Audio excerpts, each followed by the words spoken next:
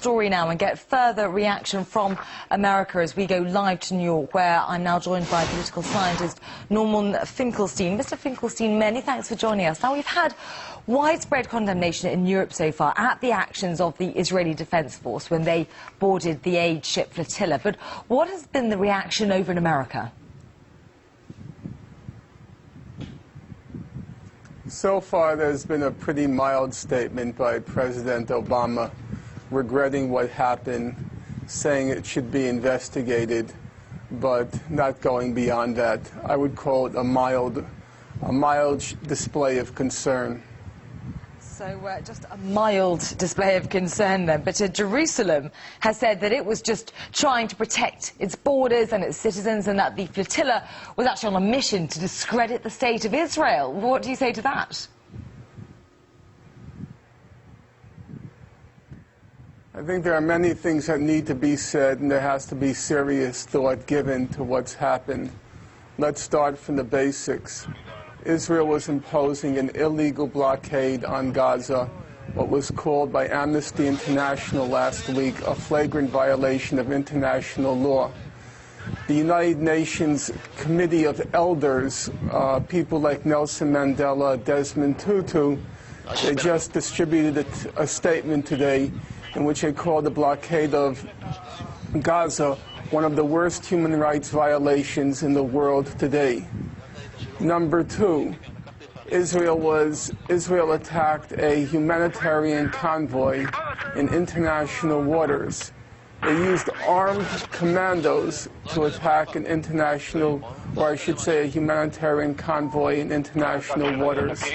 I think everyone can agree that there's no possibility, there's no way to justify using armed force against what were clearly unarmed humanitarians trying to relieve an illegal siege of Gaza. But to me, the more important question is this. Namely, during Israel's massacre in Gaza, December 2008 and January 2009, afterwards, Israeli officials were saying that they wanted to show the Arab world that they were capable of acting like a lunatic state and like mad dogs, that they wanted to restore the Arab world's fear of Israel, and that's why they acted like a lunatic state and like mad dogs in Gaza. But after yesterday's events, we really have to ask the question, is Israel acting like a lunatic state, or has it become a lunatic state? And that's not just rhetoric. It's a very serious issue. Well, Mr. Finkelstein, the UN is actually meeting. Nuclear device. It's true, and the UN is actually meeting today. It's held an emergency meeting to discuss the raid and its reaction to what Israel has done. So what sort of conclusions do you think that they will come to, and do you think their findings will make any kind of difference? Well,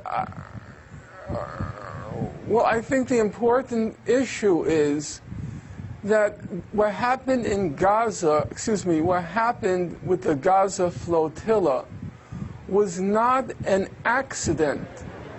You have to remember that the Israeli cabinet met for fully a week.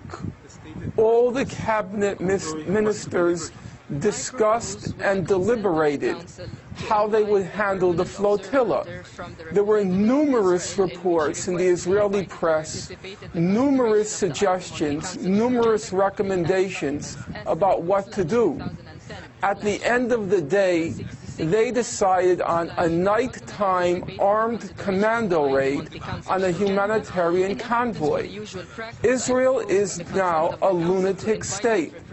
It's a lunatic state with between 200 and 300 nuclear devices. It is threatening war daily against Iran and against the Hezbollah in Lebanon. Hezbollah in Lebanon has already stated on several occasions that if Israel attacks, it will retaliate in kind. Things are getting out of control. We have to ask ourselves a simple, basic, fundamental question. Can a lunatic state like Israel be trusted with 200 to 300 nuclear devices when it is now threatening its neighbors, Iran and Lebanon, with an attack. Okay, Mr. These Finkelstein. are serious issues. Mr. Finkelstein, now, I'm afraid we're going to have to leave it there, and we will have to wait with interest to see what comes out of that UN emergency meeting to discuss this raid. For now, that was Norman Finkelstein, live from New York.